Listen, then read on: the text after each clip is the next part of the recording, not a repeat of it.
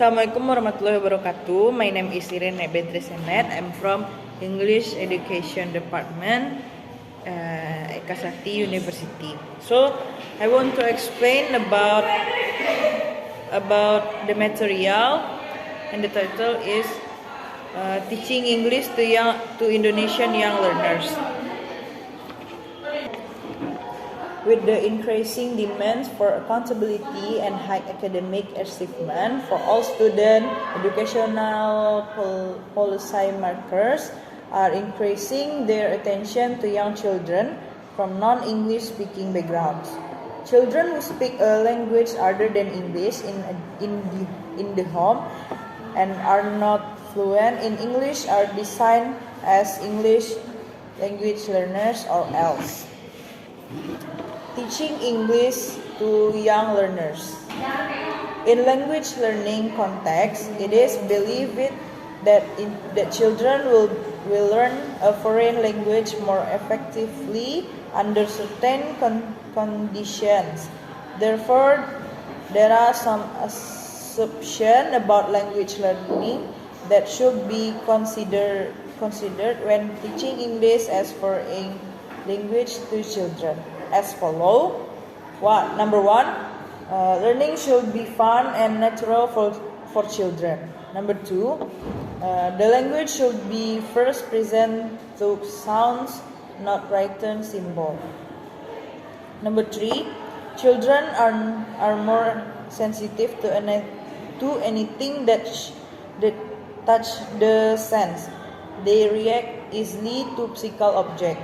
Number four, meaning should be made perceptible to construct object or by presentation or experience. Number five, the idea that teaching should start from what the student already know in order to encourage association process seems to favor children.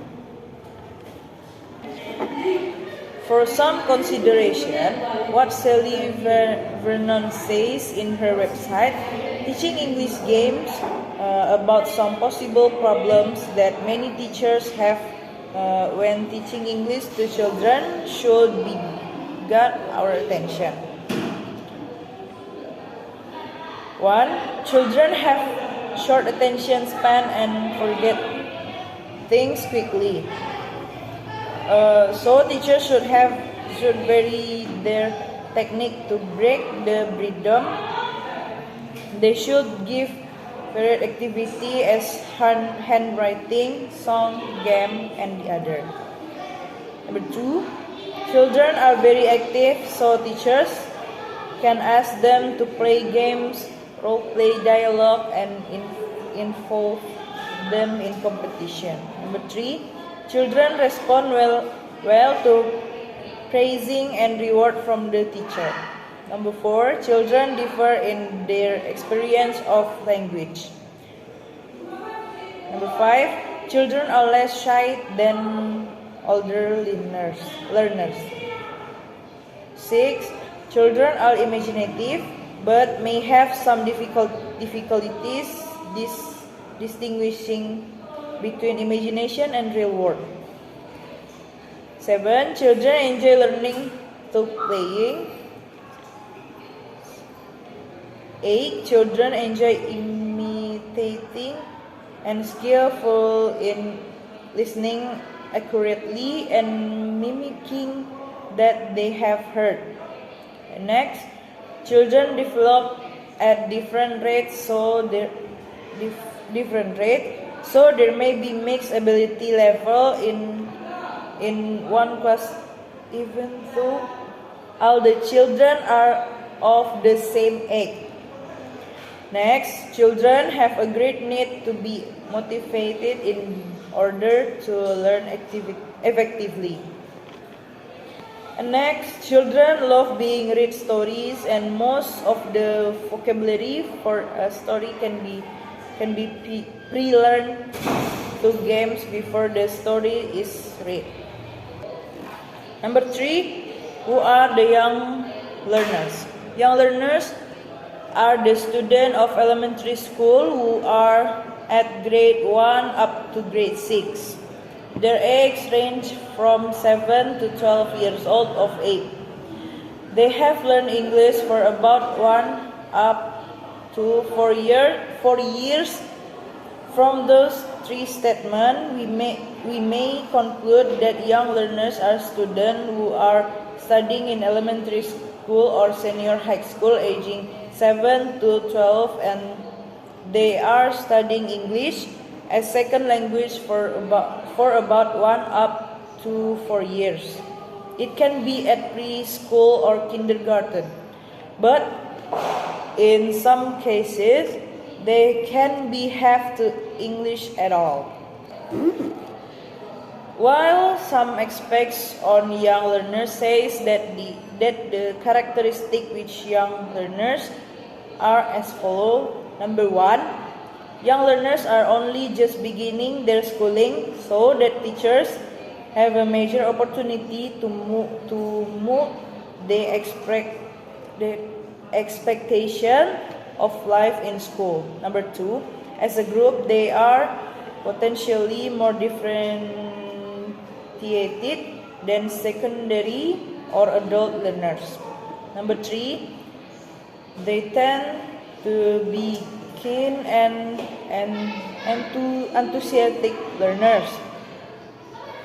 Number 4, their learning can be closely linked with their development of ideas and concepts because it is so close to their initial experience for formal schooling. Number 5, they need physical movement and activity as much as stimulation for their thinking, and the closer together this can be, the better. Number 4, what is language acquisition and language learning? Teaching English as foreign language for Indonesian young learners is not an easy task. We need to take into consideration the concept of language acquisition and language learning before designing the instruction for them. Crescent, 1978, has examined language development and has differentiated the process of language acquisition from the process of language learning. It is important to note that even native speakers spend time learning about their language. When it comes to language acquisition and language learning, it doesn't need to be an either-or situation. The focus can be on the message conveyed and the form of the language being used. First, a child is not in the least interested in language for its own sake. Second, a child does not let language that he does not understand confuse him. And third, a child enjoys the repetitive event of his life and use this enjoyment to help him learn the new language. Fourth, a child uses his primary interest to help him learn the language related to this interest.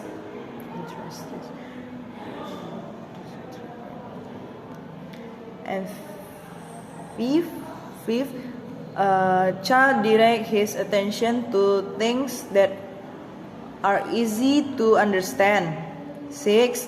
A child possesses a natural desire to call an object by its name, and he uses that natural desire to help him learn the language. 7. A child uses his natural desire to participate in the life around him to help him learn new language. 8. A child adds words to his speaking vocabulary more easily if he already knows how to pronounce them. 9. A child immediately puts to use the language he is learning and use his success in communication to build up his confidence. And the 10, a child brings tremendous ingenuity to the task of learning a new language. Okay, thank you so much. Assalamualaikum warahmatullahi wabarakatuh.